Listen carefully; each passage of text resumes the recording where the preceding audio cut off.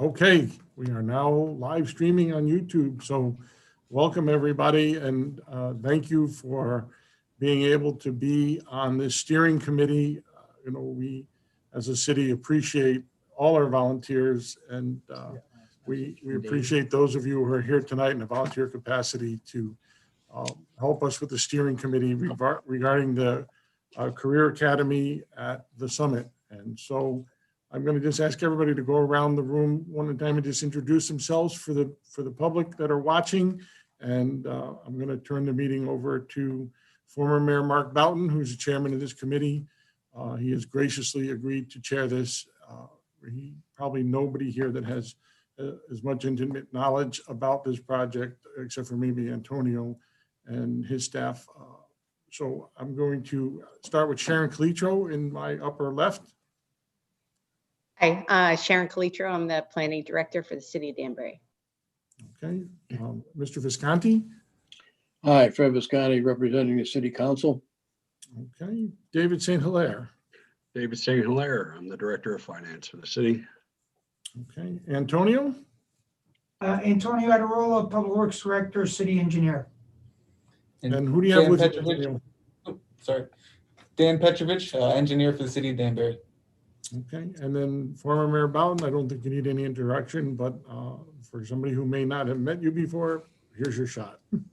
Okay, thanks everybody. I'm Mark Boughton, concerned citizen here at the city of Danbury. So we appreciate pulling this meeting together. I thought it would be important to give a back sort of context to how we got here, and then talk a little bit about next steps and what needs to be done. And then I was going to appoint a subcommittee to probably work via Zoom. That's the only way they're going to be able to do it given the COVID restrictions that we have going on out there. So this concept for the career, first of all, let me just talk about the charge of the committee. The mayor wants to put into place a method of getting this in front of the voters for a referendum, probably no later than June or July.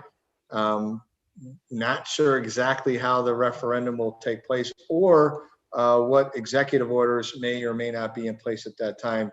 It may just be a city council vote, a la the previous one, or it could be an actual voting of the voters. The governor has indicated today he'll be extending his executive orders to April 10th, I think, at this point.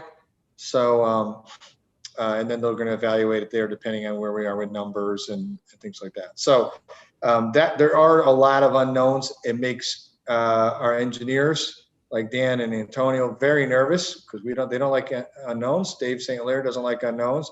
Sharon doesn't like unknowns. Us political people are used to dealing with unknowns until they become a known. So we'll figure all that out. But I do know some of the things that we have to do. Based on the legislation that was passed in September, we have to have a referendum or permission of the voters to go forward with this project. That has to be in place by October 1 of 2021. That hence the June or July date. Secondly, Antonio and I have been in discussions going back over a year and a half, almost 2 years now, with the Department of Education, with the old, what we used to call SFU, the school facilities unit. It's called something else now, but basically the school buildings department, because of their role in this project, and had spent a lot of time socializing this in Hartford.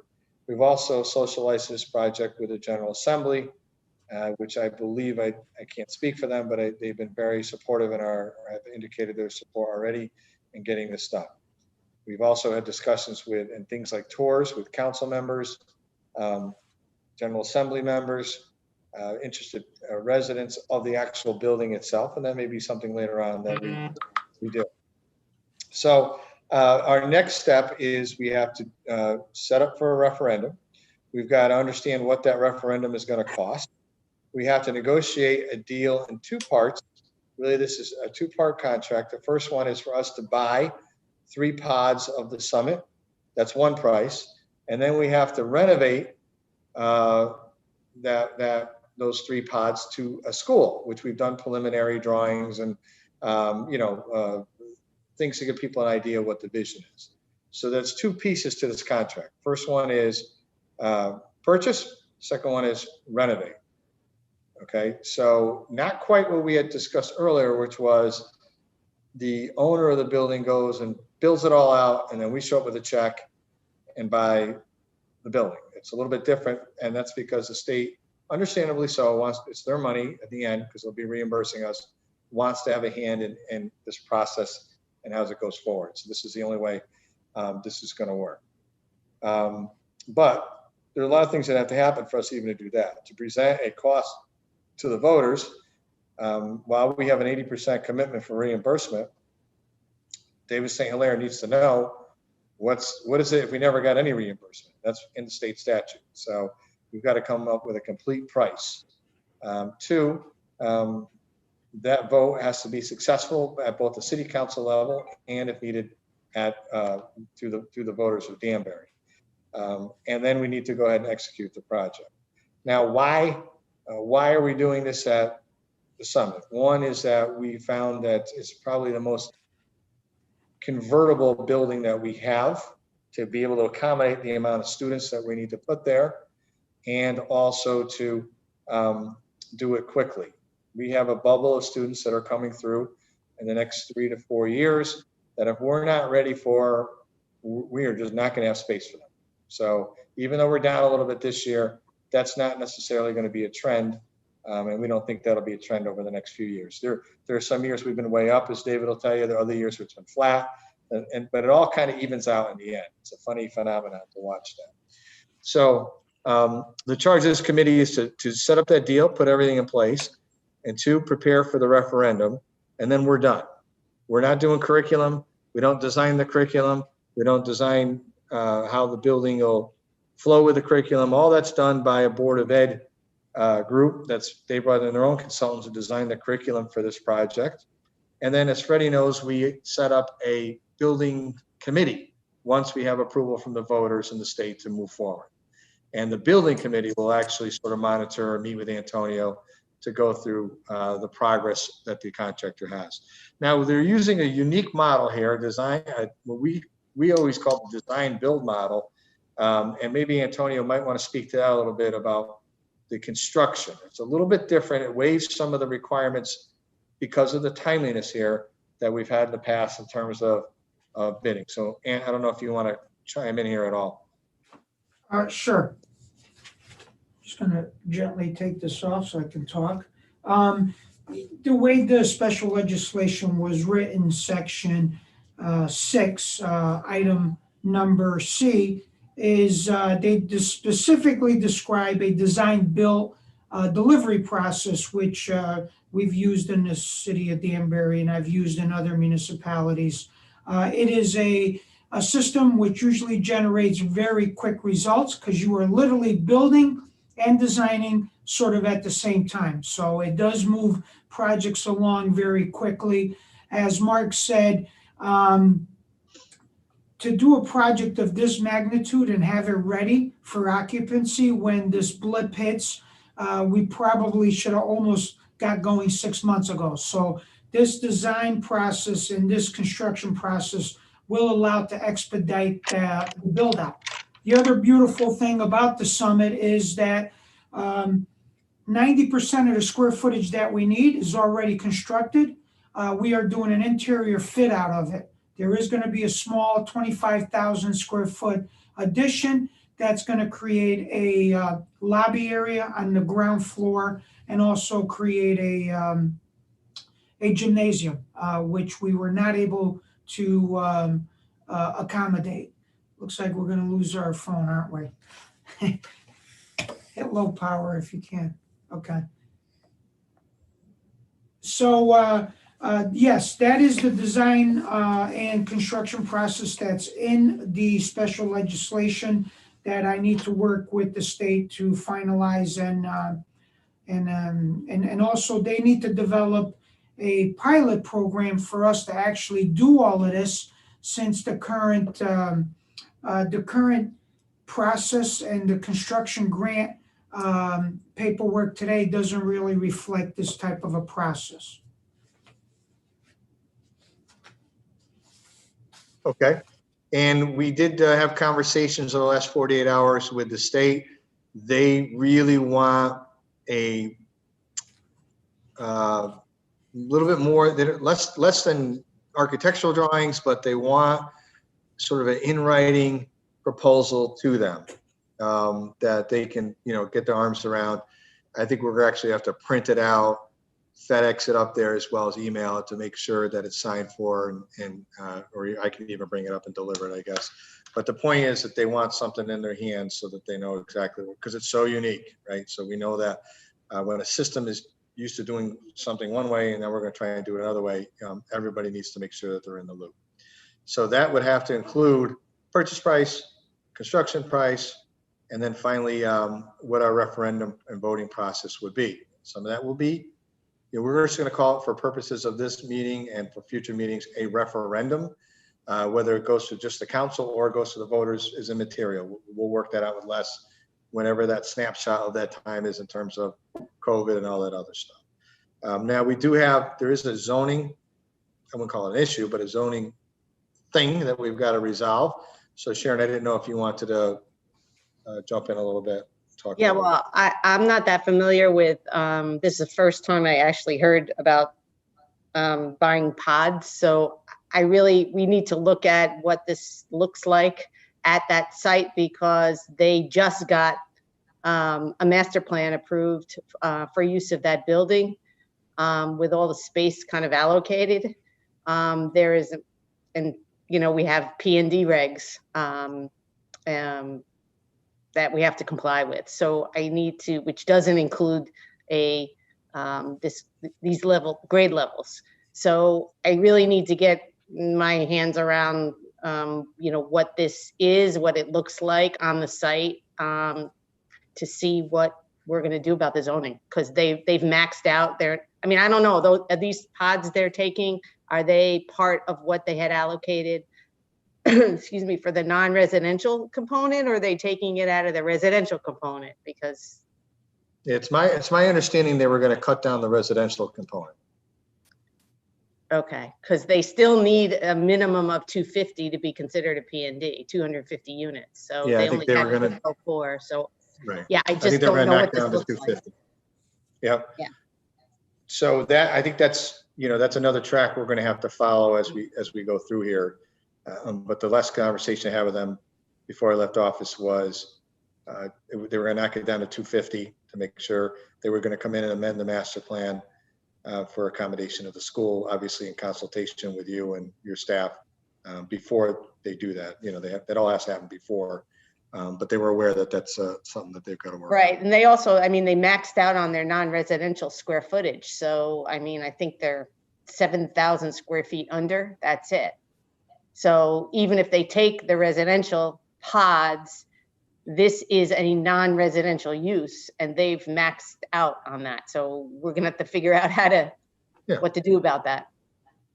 Right. So I think for you to do that, Sharon, we don't have drawings ready or anything like that, but you need to know which pods and what area, right? And I need to know square footage. I need to know coverage, square footages for the gymnasium. Well, you just told me 25,000, I take it. Yeah.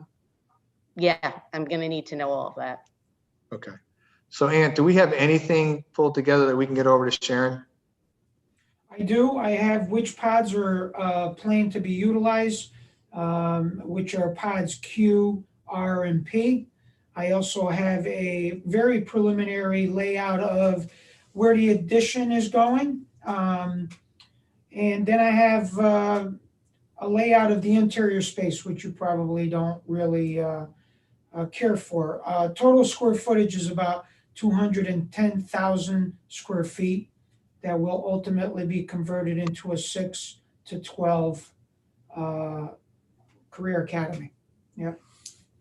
Yeah, again, am I muted? I don't have any information regarding the master plan, what they proposed, how many number of residential units. I don't have any of that. I just have the school piece.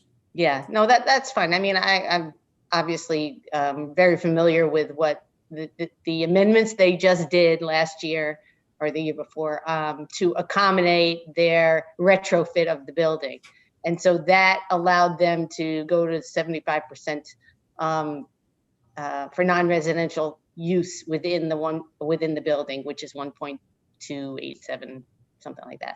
So, then they proposed the amendments went through, and then they got a master plan approved in June of last year, which basically got them to, with the outside piece, the extra piece for the warehouse, plus their interior space, maxed them out at 75%.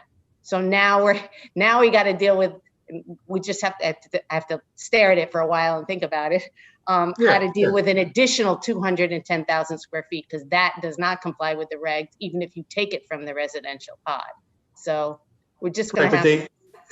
They have, I mean, look, we'd have to lay it all out, just like you're saying, but I think following your logic, then there would be 210,000 square feet that would remain empty, would never be able to develop either as commercial or as housing, right? No, what I'm saying is the regs now allow you to max out, because they're an existing building, at 75%, max out the non-residential component at 75% of the existing building. They have done that. So this is 210,000 square feet over what they just amended the regs to allow them to do, which was max it out. So it's going to go to 90% or something like that in order for them to come up with 200,000 square feet of additional non-residential space. Because the residential space, whether they use it or don't use it for doesn't feed into the non-res. They're separate. I got it.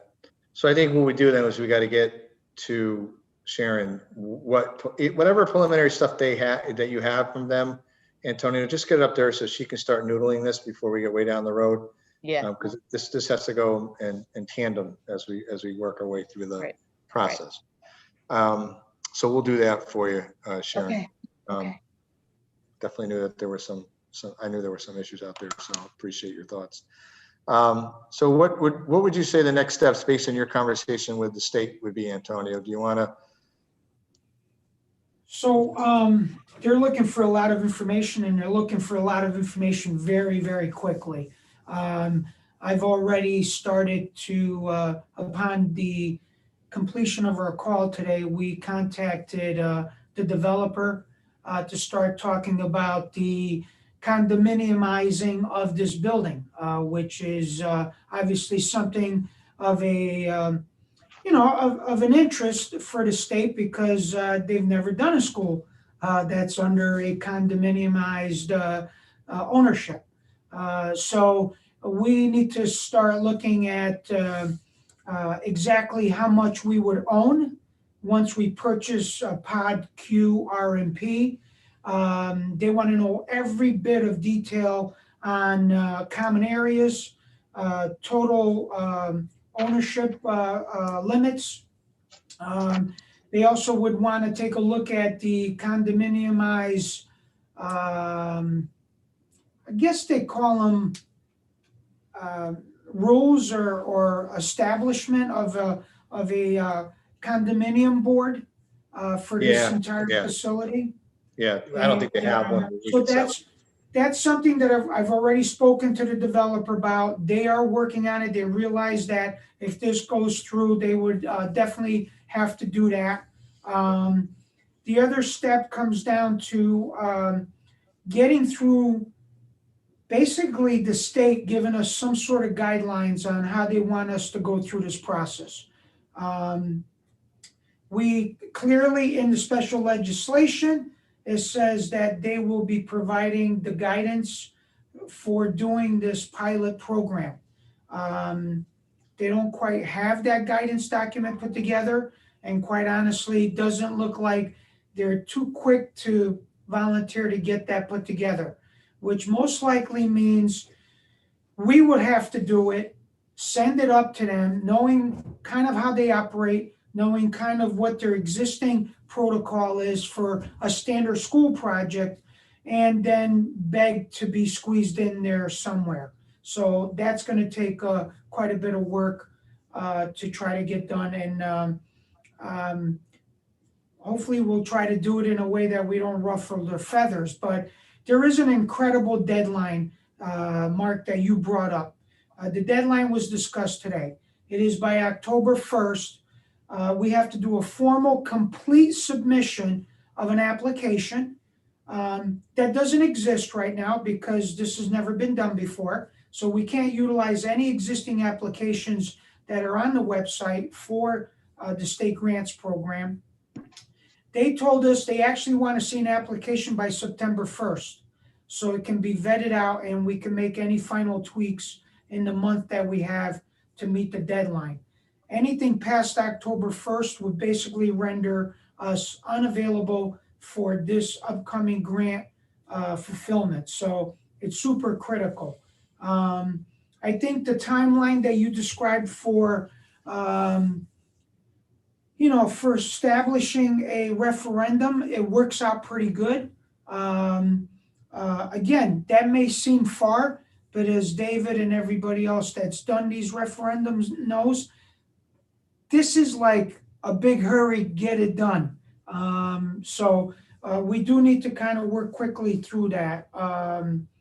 So there's challenges on a lot of different fronts. The beauty of it is, I mean, we've always worked very good as a team getting through these types of submittals. And we have a very good long-standing relationship with the state's grant people. I think it's not a secret to tell you that, the way this kind of came about has kind of ruffled some feathers that we have to smooth out. But they know we have a problem. They recognize that we are doing everything we can to deal with the increased enrollment, the overcrowding. And honestly, this is going to save millions of dollars for not only Danbury, but the state. And it really, I don't see another opportunity to do a project with this sort of a deadline than to do an existing building retrofit. If you were to go out and even try to find this property, even if it's an existing building, by the time you vet it out, by the time you go through the environmental compliance, and by the time that you most likely purchase some additional property in order to make the space requirements work, that population will come into Danbury and will be gone. They'll be graduated. I hope that kind of lays out the next steps. There is a internal meeting scheduled for tomorrow to sort of build a team and assess responsibilities of who's doing what. Mayor Joe Cavo has set that up because there's so many moving pieces here. We kind of understand who needs to do what. There's also a Board of Education piece here, which is establishing educational specifications that ultimately have to be done very quickly because the entire design of the building is geared to meeting those educational specifications. So we've been talking to the Board of Education. Sal and his team have started to put a team together to work on that, but that all has to work in conjunction with everything we're doing. So we got to negotiate a purchase. We got to take a look at what the end construction price is. We got to take a look at getting educational specifications put together, and we need to work on getting a program directive to get this done to meet the bill that ultimately was passed. So a lot of work that has to happen quickly. Okay, so what I think our next steps are, I think the preliminary steps, Antonio, you and I can handle. I think when we start talking real hard dollars and cents, we bring David in so he can do his analysis, give us input, and provide his insight. But right now we don't have much to show him, so I don't want to. At the beginning of budget season, I don't want to waste his time looking at nothing until we have something. So we're going to have another sort of internal meeting tomorrow. I think in the short term, we should set up a meeting with the developer, which why don't we put me, you, and David on that call so David can at least listen in and hear what's going on. And then we can come back and report back to the larger committee about what the discussions were. So let's aim for having that done within the next 10 days. At the same time, get whatever you have over to Sharon so she can begin her analysis. Is 10 days enough for you to come back and say, here's how I think we can get this done, Sharon, or do you need more time? Yeah, I mean, now that should, I mean, I'll have some preliminary ideas definitely by then. I mean, I'm gonna have to probably talk to, you know, Yeah. Summit people and their council relative to the zoning issues too. So Yep. I'll have Okay. some better idea in 10 days. Yeah. So, But I need to also, get that material. so Yeah, with and the Sharon, caveat, they recognize that there's gonna be quite a few Yeah. discussions regarding that master plan. They did bring that up today.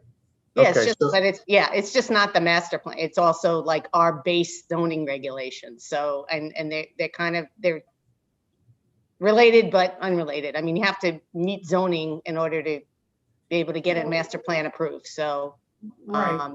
we're gonna have to figure out a way but and until I have the details, I can't really study it. So as soon as you get them over to me, and then I don't know if you I'm gonna want, walk them right over to your office. Actually, I'll do it right now.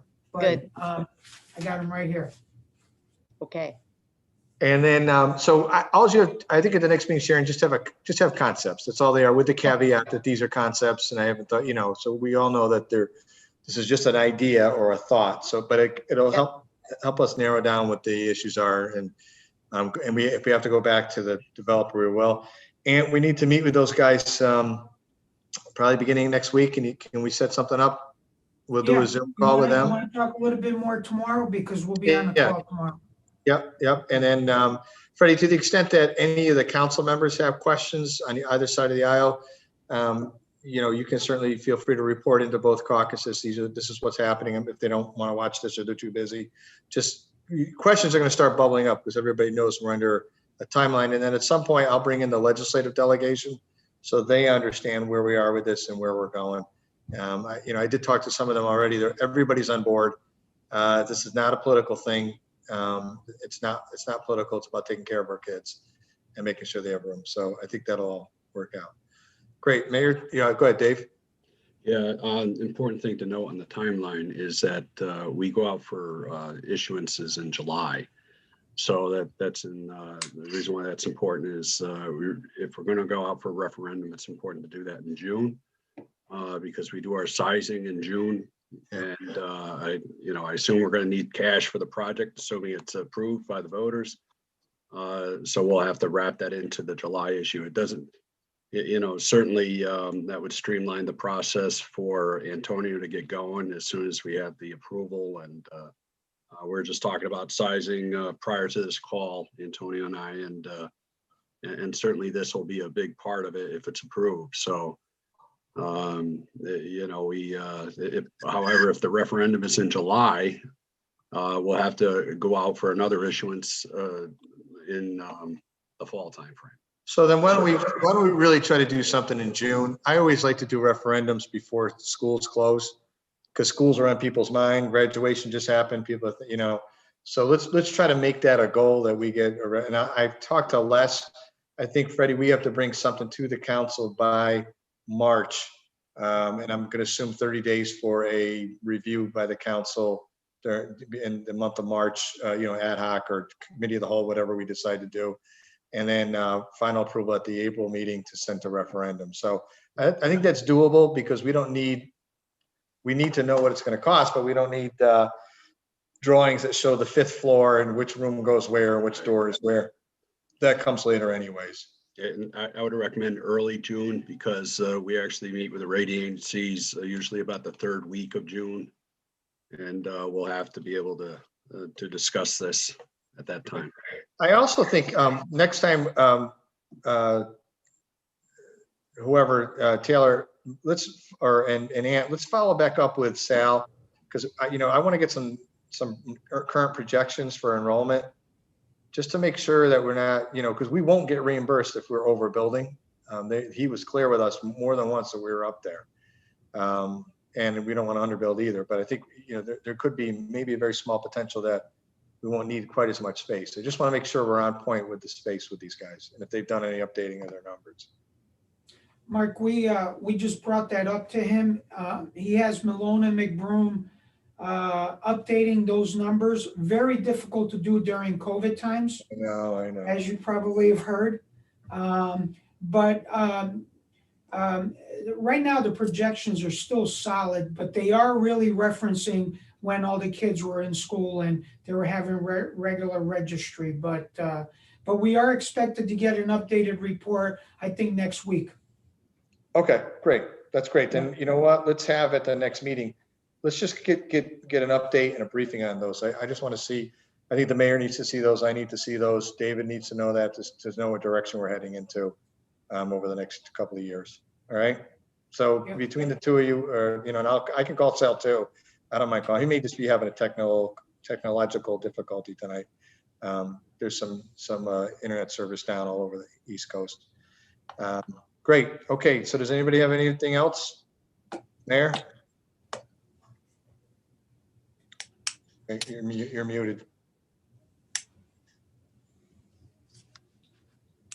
There you Mark, go. thanks very much for doing this, and the committee members, thank you for doing this. And I know it's a stretch, and I know it puts a struggle on everybody, but we have to get going on this. This is going to be really important for our youth as we go forward the next couple of years. So thanks, everybody. I look forward to being on these meetings with everybody. Dean is also here with us tonight. He just didn't have his computer on. He just shared my computer with me here. So Wait, Dean didn't have his computer on? Shocker. Shocker. Can I just ask a question? So we're going to circle back in 10 days. So that's Roughly, yeah. Well, Taylor or Dean or whoever, Mark Dillon, whoever will send out a notification. Okay. But plan on 10 days. That'll give us enough time to have conversations with the developers and report back to the committee. Okay. Okay, Thank you. sounds good. All Thank right. you, everybody. Okay, motion to adjourn made by Fred, seconded by David. All in Yeah. favor? Move a Aye. motion to Aye. adjourn. All right. All right, everybody. Thanks again. Thanks, Thank you. Sharon.